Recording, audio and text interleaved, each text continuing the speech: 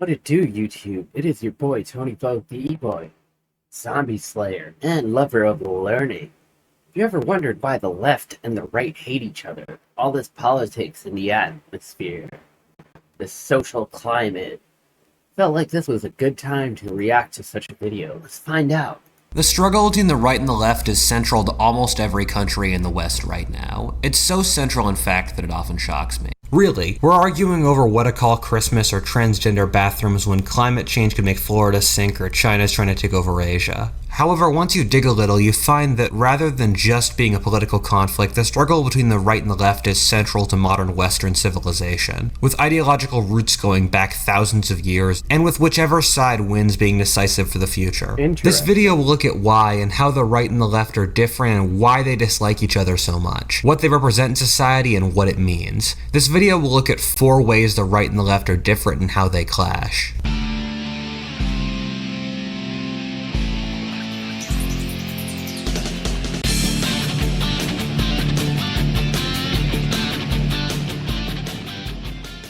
You know, I've said it before on this channel plenty of times and I'm going to say it again here, but our minds are inherently self-serving and irrational.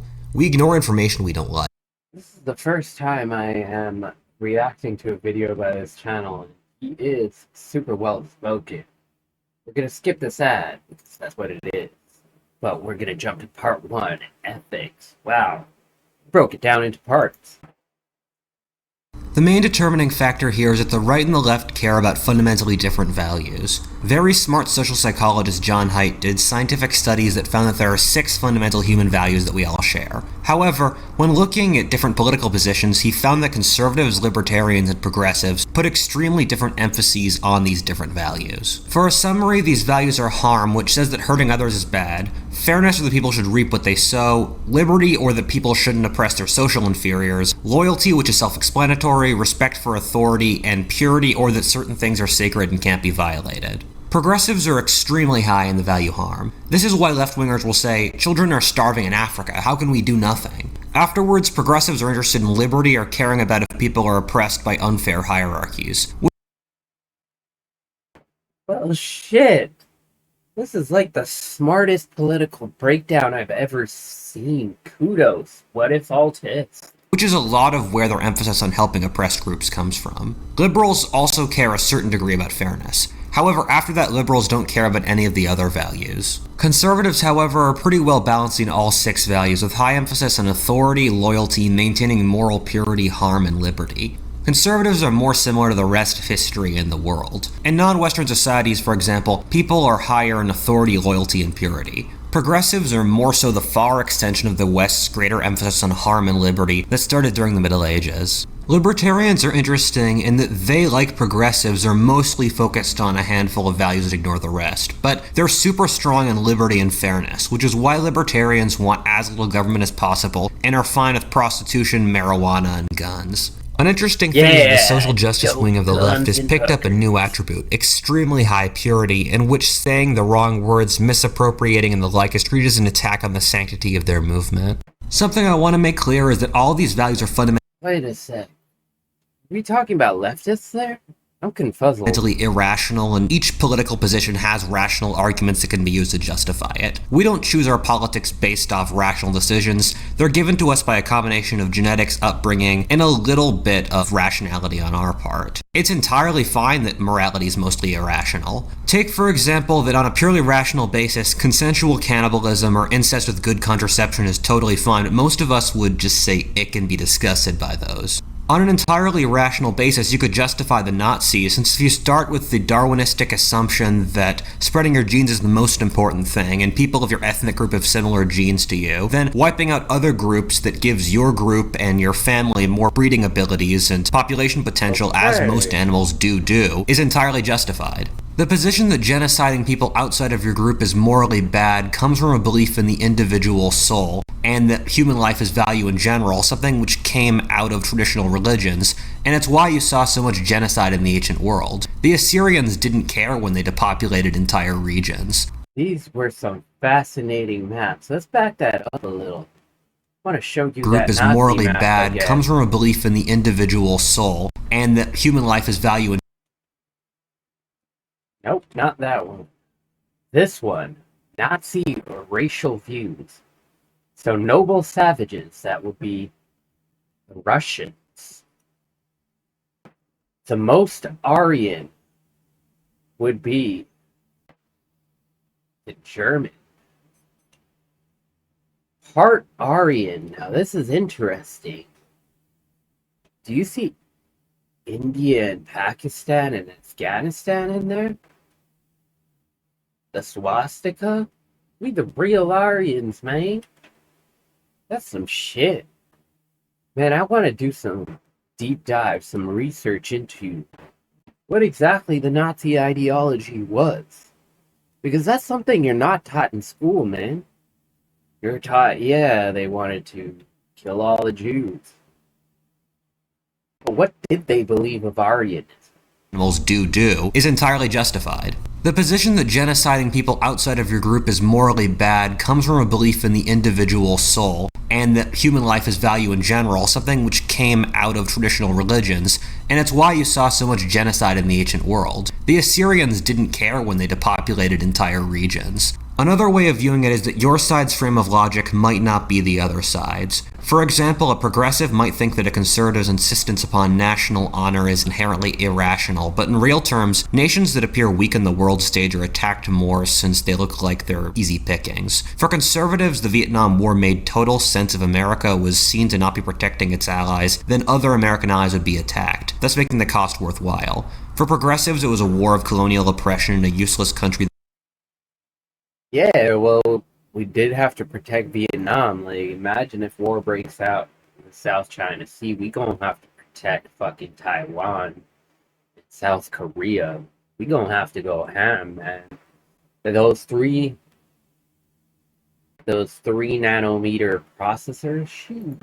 That American boys would die in. Who knows? Similarly, conservatives often view left-wing social spending on stuff like education and social programs as idiotic, given they have no direct economic output, but realistically, education is the best predictor there is out there of economic success. Income inequality, which conservatives either ignore or laud, is an amazing predictor for a series of negative effects that end up hurting the US economy, like crime, single-parent households, lack of social mobility, and the like. In summary, the world's a complicated place, and we should do more listening and less talking. This explains why when conservatives, progressives, or libertarians argue with the other, their arguments often fall on deaf ears. A progressive might argue for gay rights since it's a representation of their harm and liberty functions to help the oppressed, while a religious conservative coming from a Christian background would view it as an attack upon the Christianity that has held their civilization together for 2,000 years through a purity function.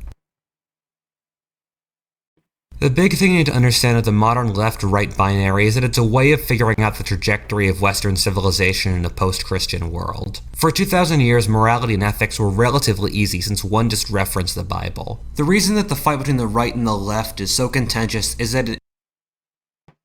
Now, you can replace Bible here with whatever religious book of your region. I think it applies all across the board. At heart, it's a religious war, and that both sides have what amounts to entire metaphysical views about how the world works and what the direction of Western civilization should be going forward. First of all, I'm using religion here to describe a comprehensive ideology that tells people how the world works, how they can be good people, creates a community of believers, and provides ceremonies. God doesn't have to be involved. Take Buddhism or Confucianism that are at heart atheist. Or look at communism, in which the certain dialectic of history acts exactly as a god would. Nazism, communism, Christianity, and the like all fulfill the exact same role inside our heads, and so I classify them as the same. In America and in most of Europe, the dominant parties are both fundamentally liberal, and that their predominant presupposition is that individual rights and the collective well-being is good and should be the dominant aim of society. However, the problem with liberalism, or the idea that the ultimate aim of society should be individual rights, is that it doesn't deal with any of the other aims of religion. It doesn't tell you... I mean, I'm not a religious person, I'm a spiritual person. But I do believe in morals, ethics, just being a good person. you how to be a good person, build communities, or deal with the heartbreak of death, childbirth, and the like. Liberalism was an extension of a pre-existing Christian civilization whose foundations it depended upon. To be brutally honest, the idea that the individual was the fundamental element of society comes from Christianity, which presupposes the existence of a soul that creates a value for human life, alongside Catholicism, which broke up Bro, this man have to have a master's, maybe a PhD.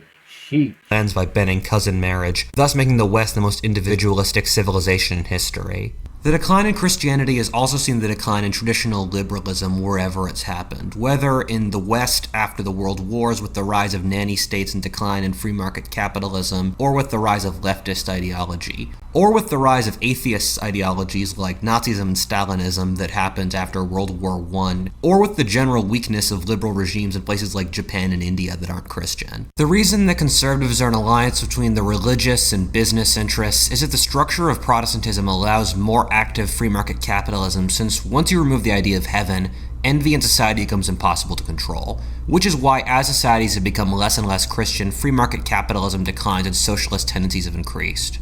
The left takes the fundamental understanding of Christianity as Jesus taught it, that humans back that up, man. This guy, holy crap.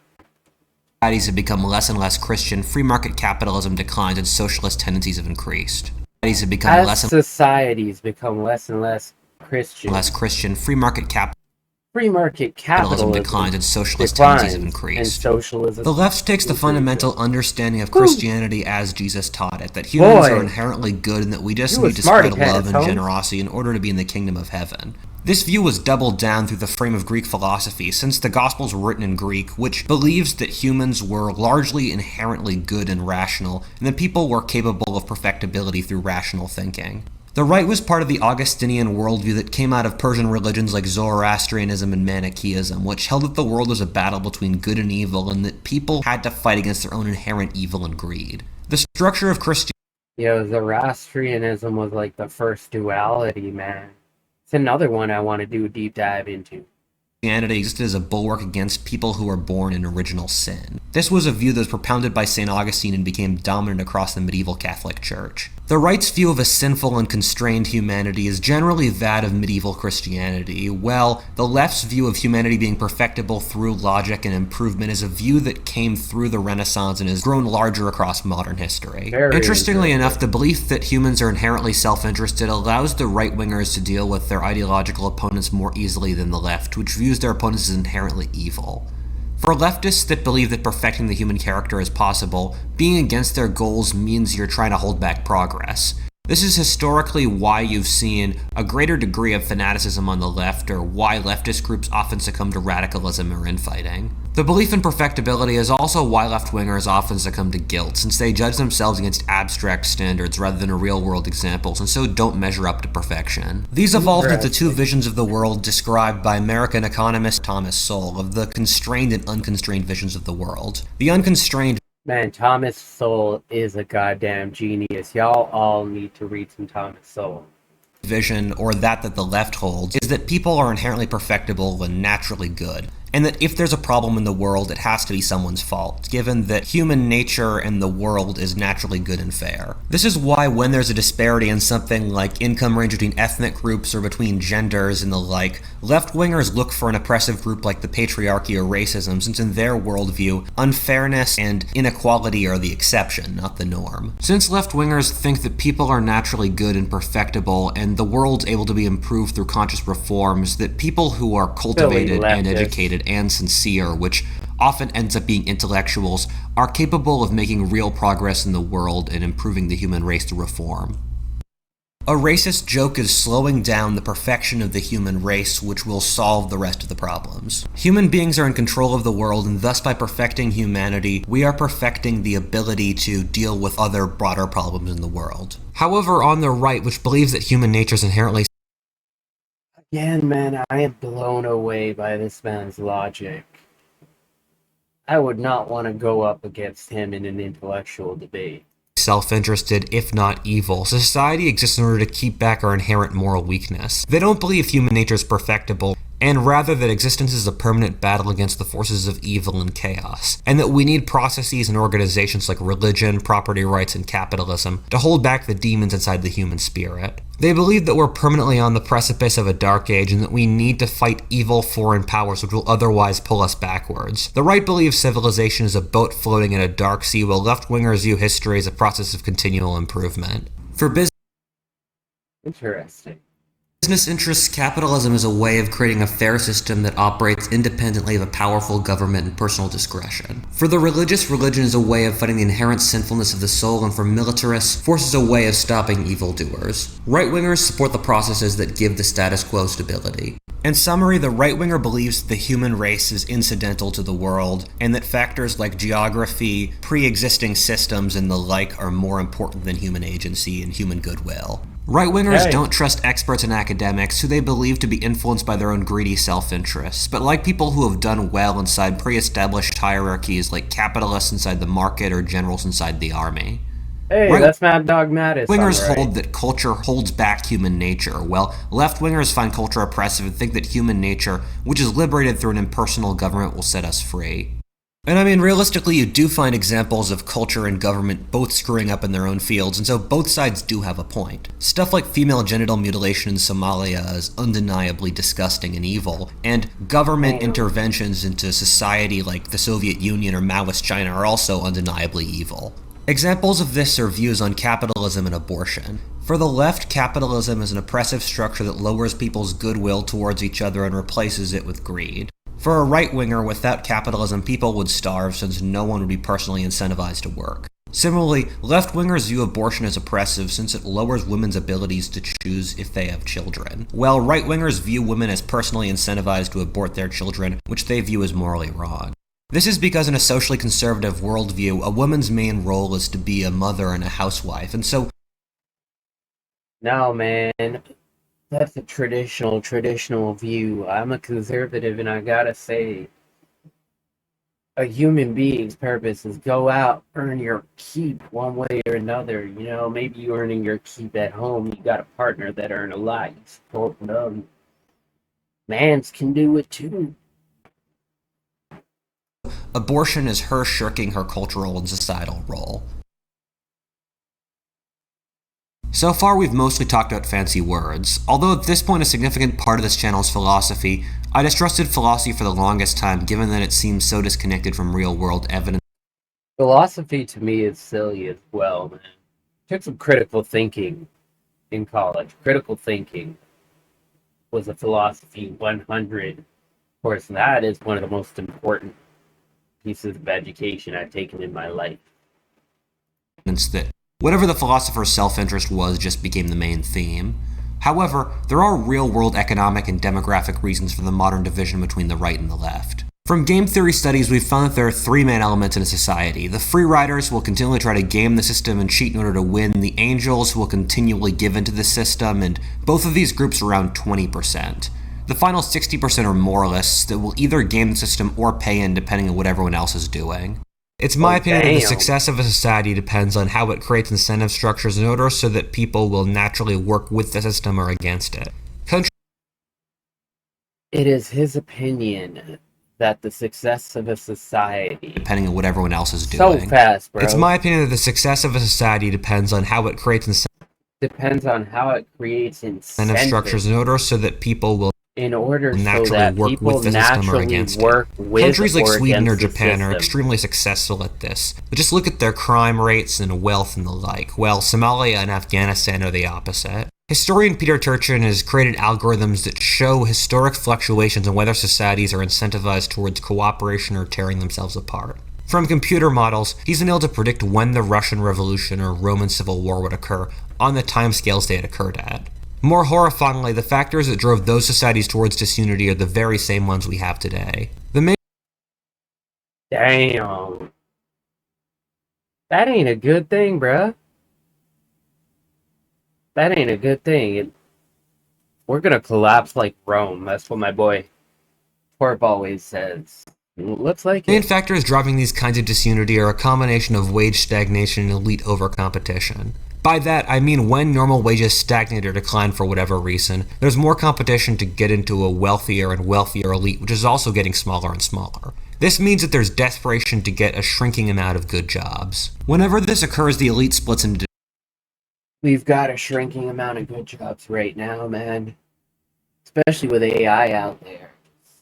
AI raping everybody out. Different factions, whether this was the Armagnacs and Burgundians in medieval France, the parliamentarians and royalists in 17th century England, or the whites and reds in 20th century Russia. What all these have in common is they represented different social classes inside their societies that wanted power. Something to keep in mind is that both the right and the left are coalitions of different factions more than they are real central forces. The right's a coalition. Yes, the nationalists, the businessists, and the religious. It's the conservative coalition of business interests who tend to be economically conservative and socially liberal, followed by religious conservatives who are socially conservative and sometimes economically liberal. Then you have militaristic nationalists who tend to be aggressive and America first, and tend to be moderately economically and socially conservative. On the left, you have broadly three factions. First, you have the big government types that want to use government to promulgate mildly socially and economically liberal policies. Meanwhile, you have the social justice far left that's socially left-wing to a near religious degree, while not really thinking about the economy that much. Yeah, these people are crazy. These people are crazy. Ethnic minorities are pretty cool. And finally, you have ethnic minorities that tend to be socially conservative but don't want to be culturally dominated by the majority society. In the United States and most of the rest of the Western world, the left is dominated by the educated classes, who will continually support policies to support members of their social class. While on the right, it's the process-driven social classes like businessmen, the military, and the clergy. If you look at left-wing policies, they're all driven by the desire to put people with college degrees in power. Look at social justice, which entails giving professors on topics like gender or racial studies preference over religious groups and ethical questions. What? Similarly, given college-educated government bureaucrats control over the economy through regulations, college-educated diplomats over the military and foreign policy, college-educated social workers over the police and the like. The left-wing view that humanity is inherently perfectible works very well for the educated classes who believe they've been perfected through education. The open view of humanity that reforms can fix the human condition holds the intellectuals who lead the charge to utopia in a high regard, thus making the view popular with them. The right is based off people who are successful through processes that don't involve education, such as the market, military, and church. The right wants values based off traditionally held Christianity, with wealthy businessmen in charge of policy and the military and police in charge of force. This coalition will support the opposite positions as the left, since it will give them jobs and power as their constituents. It's easy to discount the division between right and left, and many cynical people do that. However, in real terms, these two offer fundamentally different views of the world that lead to fundamentally different results. Their ideal civilizations are quite different. In their current state, neither one is any real position to compromise with the other, except if that's an existential threat like China. The depressing thing is that in an open and free society... Guys, I haven't spoken a lot. Because this has all been just... This is probably the most stunning elucidation of politics I have ever seen in my life. I really recommend this we channel. need both the What right if and the all left. There are this? people who can see what's vital and works inside the status quo, and those who are capable of seeing ways they can be changed. However, the system we have is in gridlock and not working. Hopefully we can change that. It's a total gridlock. What if Altist, and thanks for watching. If you enjoyed that video, please like, comment, subscribe, or stay... I loved that video, alright? What if Altist? Y'all gotta check that channel out. I smashed subscribe on that channel, just like you're gonna smash subscribe here. Drop me a like as well, and drop me a comment. What did you think? I think he was on the money, man. He was on the ball. Everything he said made sense to me. I have a better understanding of politics now because of it. Also, all y'all need to go read some Thomas Sowell. Till next time, I am your boy Tony Vogue, the E-Boy Zombie Slayer.